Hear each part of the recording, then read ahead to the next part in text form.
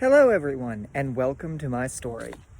Alright, so if you're watching this video today, I wanted to spend one of my videos in the October challenge giving some context and explaining the state of both the challenge, the videos, and the entire channel that these things are being posted on.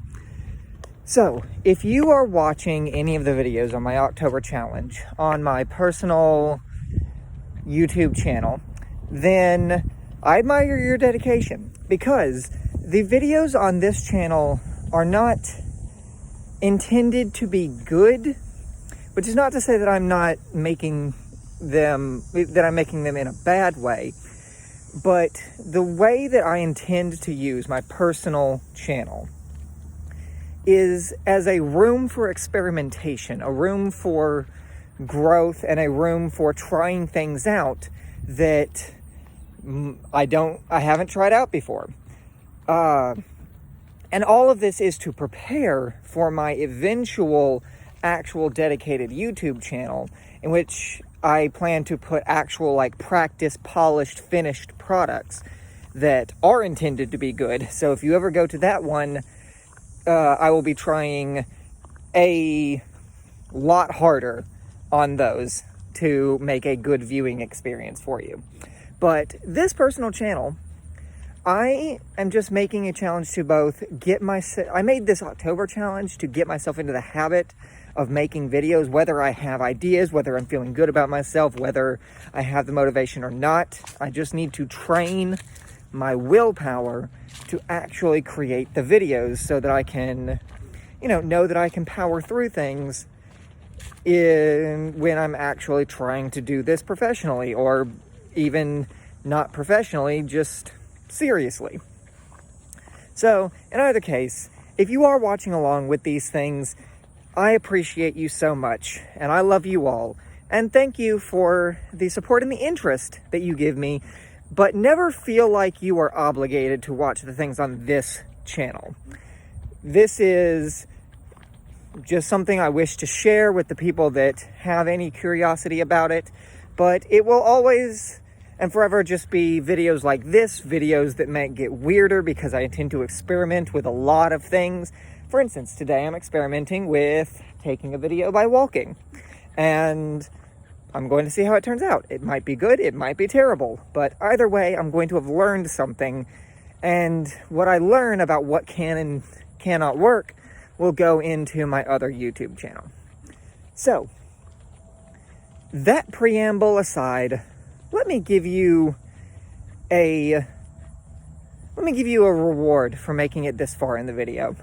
I'm going to give you a small mythology story. Some of you might know it, some of you might not, but either way, let's take the journey together.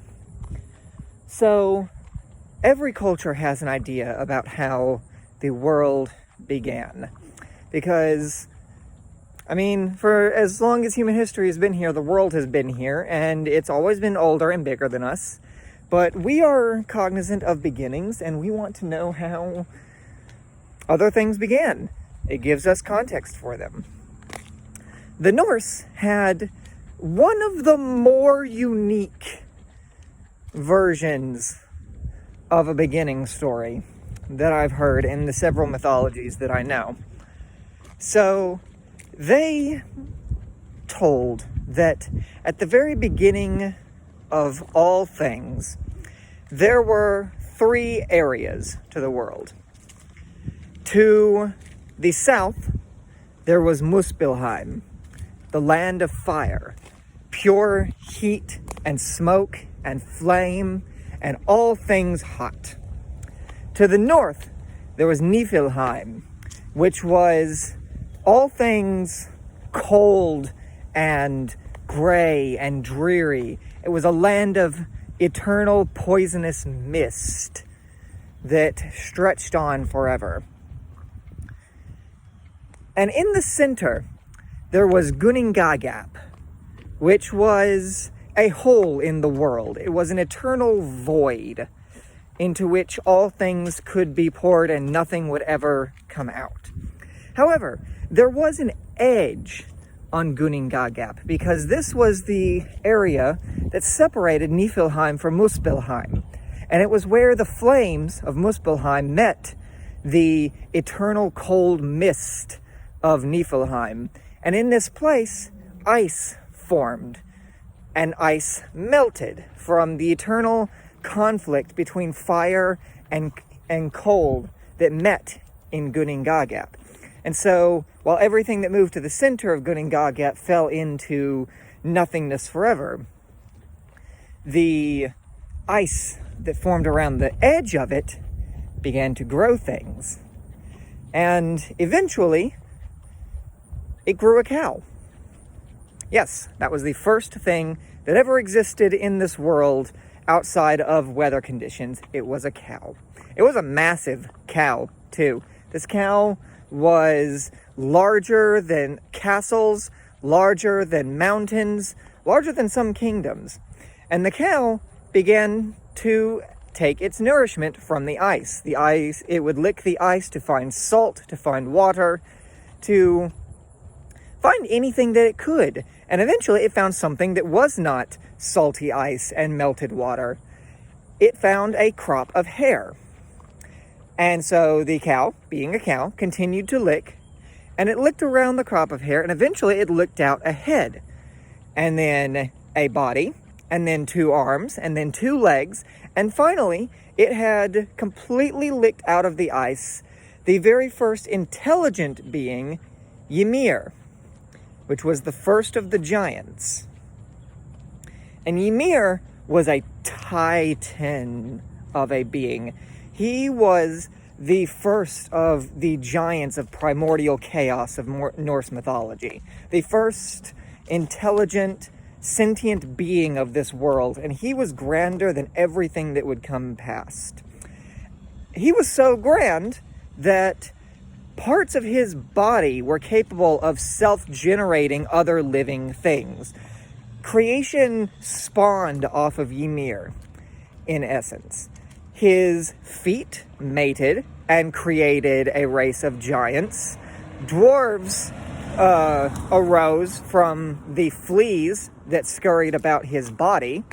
And all of the other race of giants and gods were born from his essence. This included 3 giant brothers. I say giant because they are listed as having been born from a giant mother, and yet they did not identify with the giants, or Jotuns, as the Norse would call them. They were 3 brothers called Vili, Ve, and Odin.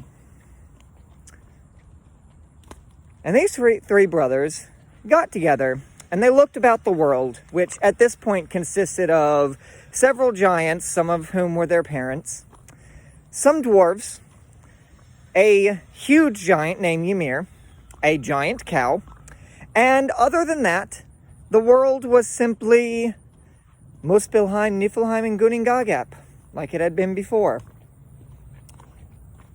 And the brothers were imaginative beings. They wanted a bigger world. They wanted a more varied world. They wanted a world they could rule. So they decided to create one.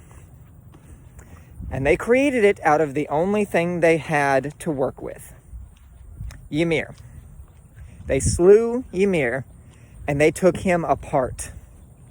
They put his skull cap in the air to create the sky. They put his bones down to create earth and soil. They stretched his skin around to create the edges of the world in which they would rule. They cast his brains up into the sky to form clouds. They used his organs and his eyes and his teeth to craft the features of this world, like seas and mountains and valleys. And when they were done, they had a world in between all the other worlds, a world in the middle, a Midgard, if you will. And from this world, they began the Age of the Gods. So, thank you for being here with my story. And thank you, and have a good day to all of you. I love you all.